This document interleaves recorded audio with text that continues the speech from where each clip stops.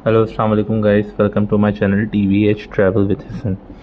अच्छा, आज की जो वीडियो है गाइस, इसमें हम आपको ये बताएंगे कि अगर किसी को भी अपना पुलिस क्लियरेंस सर्टिफिकेट अप्लाई करना है, वो कहीं भी ट्रैवल कर रहा हो, विजिट वीज़ा पे कहीं जा रहा हो, या इमिग्रेशन के लिए अप्लाई करना हो, या रेजिडेंसी के लिए अप्लाई करना हो, या एम्प्लॉयमेंट किसी भी के लिए, वर्क परमिट, तो उसको क्या करना है, उसको अपना पुलिस क्लियरेंस सर्टिफिकेट वो किस तरह हासिल कर सकता है। तो ये बहुत इजी सा प्रोसेस है। आपको ये ऑनलाइन अप्लाई होगा। आपको 5 से 10 मिनट दरकार है इस प्रोसेस को कंप्लीट करने के लिए।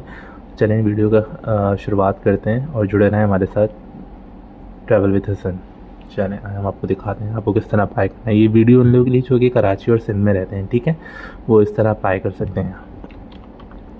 आपको देखना है बस सिंध पुलिस वेरिफिकेशन, तो आपके से लिंक खुल जाएगा और आपके पास इस तरह की स्क्रीन आ जाती है। ठीक है गाइस, अब जब ये आप देखें यहाँ लिखा हुआ है पुलिस रिकॉर्ड वेरिफिकेशन सिस्टम, तो आपको सिर्फ ये पर्पस पूछ रहा है कि किस पर्पस के लिए अप्लाई करना है। जैसे मैं आपको पहले बता चुका हूँ, वीज़ा पर्पस या इमिग्रेशन या एम्प्लॉयमेंट, या आपको पाकिस्तान से अपनी वेरिफिकेशन करानी है, आप बाहर मुल्क किस मुल्क में रहते हैं। तो चलें अभी हम इसको वीज़ा पर्पस के लिए अप्लाई करते हैं, क्योंकि मोस्टली लोगों का वीज़ा पर्पस होता है। तो वीज़ा पर्पस करते हैं। CNIC में पूछ रहा है, तो यहाँ पे मैंने एक CNIC नंबर डाला हुआ है। जो आपका होगा वो आप अपना CNIC नंबर यहाँ इस तरह मेंशन कर देंगे, ठीक है, जो यहाँ पे देखें लिखा हुआ है। आप अपने हिसाब से अपना जो आपका CNIC नंबर होगा वो उसको यहाँ पे लिखेंगे, फिर आप कंटिन्यू करेंगे।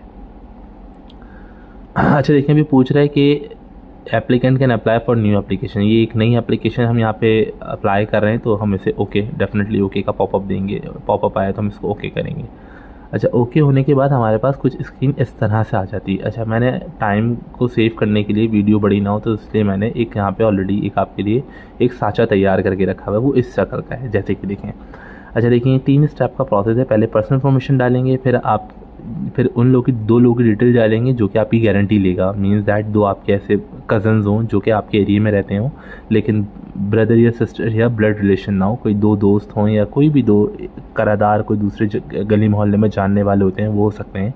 और आखिर में ये रिक्वायर्ड डॉक्यूमेंट कुछ मांग रहे हैं, तो हम वो भी आपको दिखाएंगे। अच्छा देखें, पर्पस तो आपको पता है कि वीज़ा पर्पस है, हमने यहाँ पे मेंशन करके दिखा दिया। अच्छा, दूसरा क्या है, ईमेल पूछ रहे हैं। जो आपकी ईमेल है वो अपना ईमेल एड्रेस यहाँ पे इजीली लिख देंगे, या आपका जो भी ईमेल एड्रेस है। फिर क्या है, आपका नाम, अगर आपका नाम यहाँ पे लिखा हुआ है किंज़ा असलम, तो आप अपना नाम लिख देंगे किंज़ा असलम करके, ठीक है। जैसे आप इसको किंज़ा लिख सकते हैं, और वालिद का नाम तो और नीचे आपके ऑलरेडी मेंशन हो रहा है असलम, ठीक है, तो आप यहाँ पे इसको किंज़ा असलम करके लिख सकते हैं। किंज़ा एप्लीकेंट का नाम है, उसके फादर का नाम असलम है। फिर ये जो बंदा अप्लाई कर रहा है उसकी डेट ऑफ बर्थ यहाँ पे जैसे मैंने डाली हुई है 19/5/2025। ये एक मैंने ऐसे ही डाली है आपको समझाने के लिए। जो आपकी डेट ऑफ बर्थ होगी आप यहाँ पर डेट ऑफ बर्थ लिख देंगे। अच्छा, फिर ये पूछता है CNIC नंबर। आपका जो भी CNIC नंबर है वो आप मेंशन करेंगे। अच्छा, अब ये पूछता है कि CNIC जो है वो इशू डेट क्या है उसकी, तो आप यहाँ पे अपनी इशू डेट यहाँ मेंशन कर देंगे, किस तारीख को CNIC आपका इशू हुआ है और किस तारीख को आपका CNIC एक्सपायर हुआ है। फिर आ जाती है पासपोर्ट की डिटेल। ये सबसे इसको बड़ा देख के डालना होता है इन डिटेल्स को ना। अगर कुछ भी ऊपर नीचे मिस्टेक हो जाती है तो फिर आपको ये प्रोसेस पूरा दोहराना पड़ेगा। फिर आप अपना पासपोर्ट नंबर यहाँ पे डालते हैं, और फिर अपनी इशू डेट यहाँ पे डालते हैं, और उसी पासपोर्ट की आप एक्सपायरी डेट यहाँ पे डालते हैं। अच्छा, फिर ये पूछता है आपका मोबाइल नंबर। जो मोबाइल आप यूज़ कर रहे हैं, जिससे आपको थाने से कॉल आएगी वेरिफिकेशन के लिए, आप वही अपना नंबर, पर्सनल नंबर यहाँ पे डालें ताकि आपको आसानी हो। फिर ये पूछता है कि आपको किस एड्रेस की वेरिफिकेशन करानी है। आप जिस जगह पे रह रहे हैं, किराए पे रह रहे हो या आपका अपना घर हो, आपको वही करंट एड्रेस वहाँ पे मेंशन करना है, जिस एड्रेस पे भी आप रह रहे हैं, ठीक है। तो वो एड्रेस आपने यहाँ पे मेंशन कर दिया गाइस। फिर ये पूछता है कि आप कब से रह रहे हैं और कब तक रह रहे हैं। अच्छा, यहाँ पे एक चीज़ मैं आपको अभी जब सर्टिफिकेट के सेक्शन में जाएंगे तो मैं आपको दिखाऊंगा। अभी मैं आपको आसान करके समझाने की कोशिश करता हूँ कि आपने कुछ नहीं करना। आप जब से पैदा हुए हैं, मिसाल के तौर पे 1/2/1993, और आप उस घर में कब तक रह रहे हैं। मिसाल के तौर पे आज एक एग्ज़ाम्पल दे देते हैं आपको। यहाँ पे आप इसको कर देते हैं 19 और 5वां महीना है। आज की डेट तक आपको डाल देनी है कि आज की डेट तक आप यहाँ पे रह रहे हैं। मतलब आप जब से पैदा हुए हैं और जब से आप इस घर पे रह रहे हैं। अब वो किराए का हो या आपका अपना हो, अभी लेकिन समझाने के लिए आप जब से पैदा हुए हैं और आज की डेट, लास्ट डेट, जैसे कि अभी आप आज अप्लाई कर रहे हैं 19/5/2024 को, आपको वो डेट डालनी है। अभी कोई वीडियो आगे के दिनों में दिखेगा तो वो डेट डालेगा जिस दिन वो अप्लाई कर रहा हो, उसी दिन की तारीख, ठीक है। फिर ये पूछता है आपका डिस्ट्रिक्ट कौन सा है। फिर हमने इसको बता दिया कि डिस्ट्रिक्ट हमारा मलीर है, तो हमने मलीर कर दिया। फिर ये कह रहा है कि आप अभी कहाँ रह रहे हैं। डेफिनेटली जब हम वीज़ा अप्लाई कर रहे हैं तो हम पाकिस्तान में ही हैं, तो आपको पाकिस्तान ट्रिक करना है।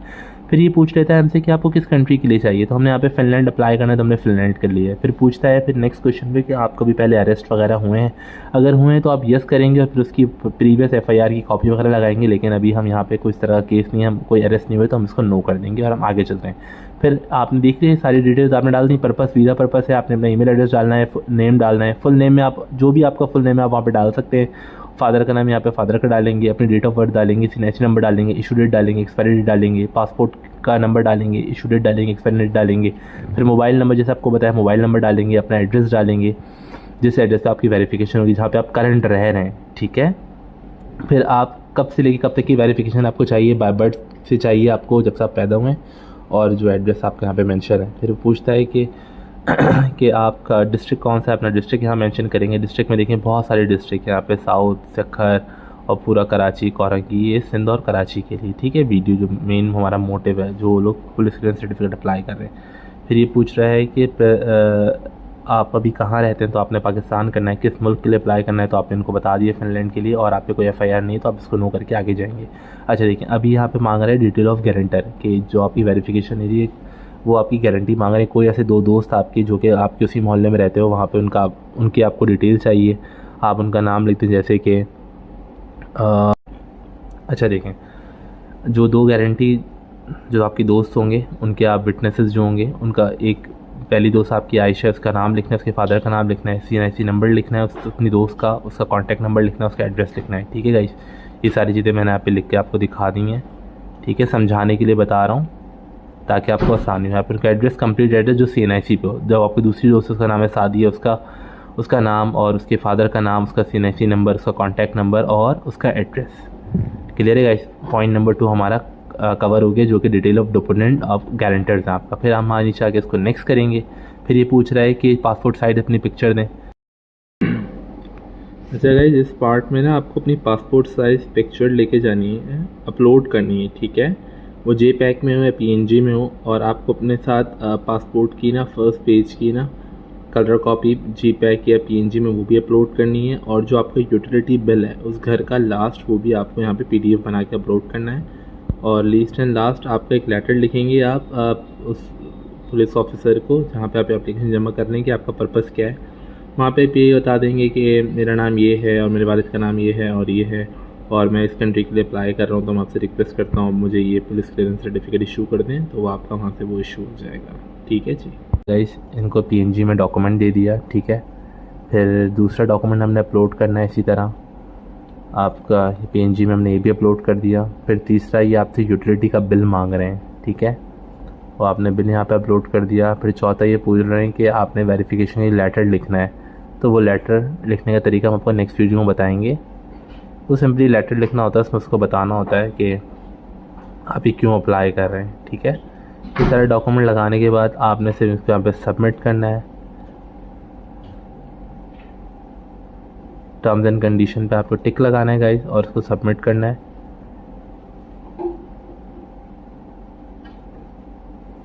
और फिर इस तरह का गाइस आपको एक ट्रैकिंग नंबर आ जाएगा जिसको आपको अपने पास सेव रखना है, ठीक है।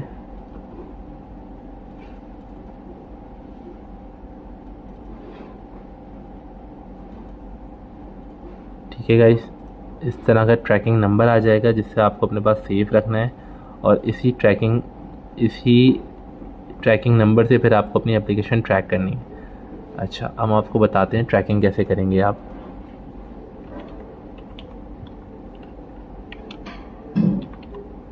क्लियरेंस सर्टिफिकेट आपको लिखना है, पुलिस वेरिफिकेशन रिकॉर्ड में आना है, जैसे कि आपका ये नंबर आया है और आपको बताया था अभी कि आपकी ट्रैकिंग कैसे होगी। ये नंबर जो आपका यहाँ मेंशन है इसको कॉपी करना है आपने, CNIC नंबर आपने लिखा हुआ है, यहाँ पे कोड डालना है और इसको आप इजीली यहाँ पे देखें इस तरह ट्रैक कर सकते हैं। देखें ये आ गया कि ट्रैकिंग नंबर क्या है, किन्जा ने अप्लाई किया, वीज़ा पर्पस है, इन प्रोसेस है, और ये इस जगह पे ये जा चुका है, ठीक है गाइस।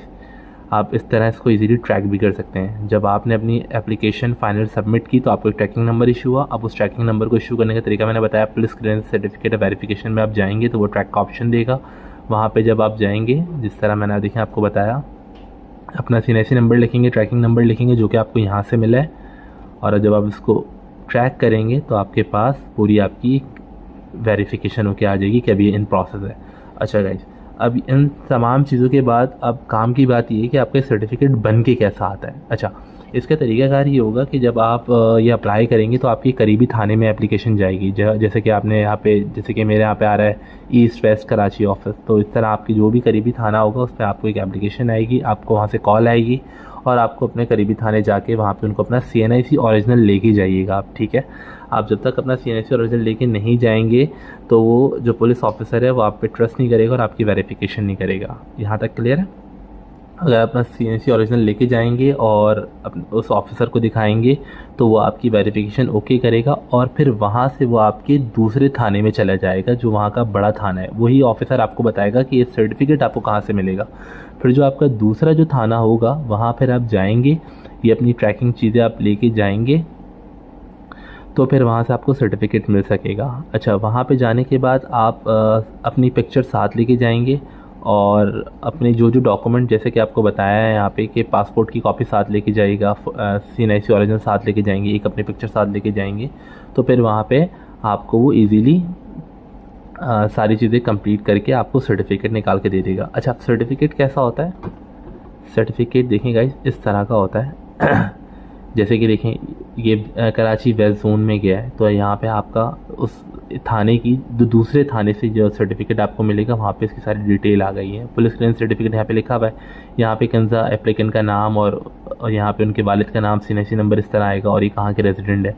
अच्छा, जो मैं आपको एक बात बता रहा था कि एड्रेसेस का जो इशू होता है, फॉर एग्जाम्पल आपका घर अपना नहीं है, आप रेंट पे रह रहे हैं, तो जब आप उस दूसरे वाले आप थाने में जाएंगे तो वो जहाँ पे लड़का होगा वो आपसे पूछता है कि आप पूरी ज़िंदगी एक ही घर में रहें, 2 घर में रहें, तो आप उसको बता सकते हैं कि भैया एक एड्रेस मेरा जो एड्रेस नंबर 1 है वो पुराना डाल दें, एड्रेस नंबर 1 है जो मेरा पुराना डाल दें, जो कि यहाँ पे 2 है जिसमें आप बाय बर्थ से दिखाते हैं कि आप कब तक रह रहे हैं, ठीक है।